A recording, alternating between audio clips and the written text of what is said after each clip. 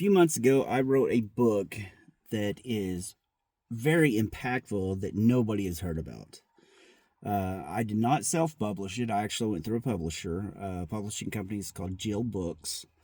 Um, but I think I would like to read a chapter to give you an insight about what it's about. And I guarantee you that once you start reading, you will not put it down. But it only takes about 2 hours to read the whole thing.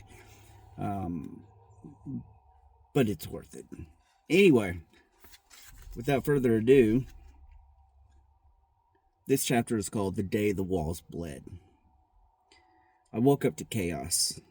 Not yelling, not slamming doors. This was different.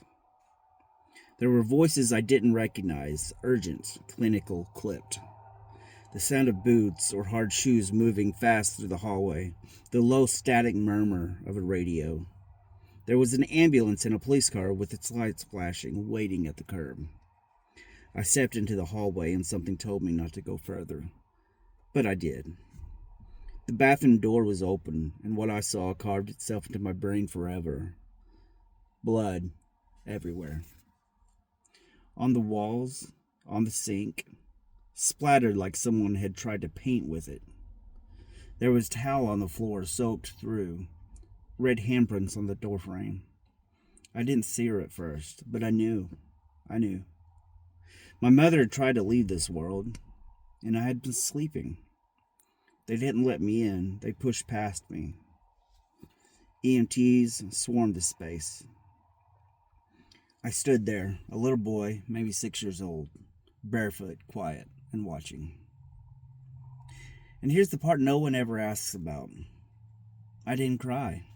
Not one tear. Not because I was strong, not because I didn't care.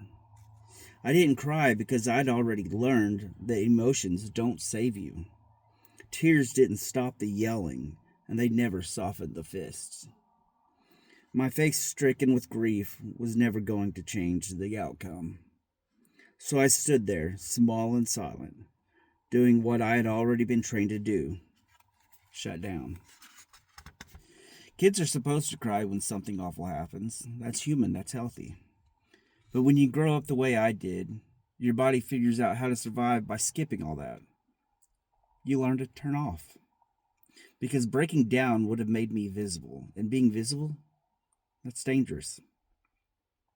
And then, like a bad dream that decides it's not done, she came back. Not days later. It felt like hours. Maybe a little more. She walked back into the house with both wrists wrapped in thick white bandages, like it was nothing. No explanation, no apology, no breakdown, no healing. She acted like she had just come back from a trip to the grocery store, like the blood wasn't still stained into the grout lines, like I hadn't stood in the hallway, frozen, in the doorway of her exit attempt. She made dinner. She washed dishes. She never said a word about it. Her deafening silence was its own kind of violence. Lesson 3.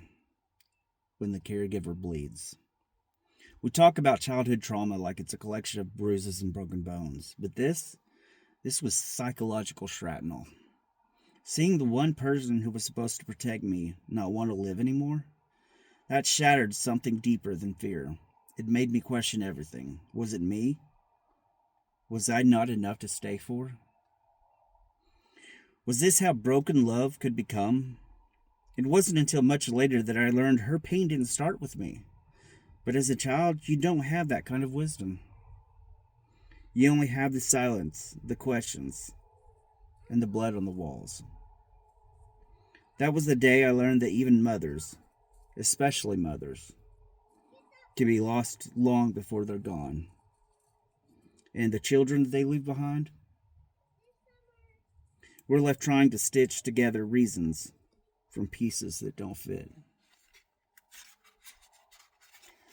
It's just a small chapter of the book. I know it's a little heavy, but I try not to put a lot of fluff in it. I want people to learn. Everything in life has a lesson. And survival is only about perspective. Stay in love. Stay in peace.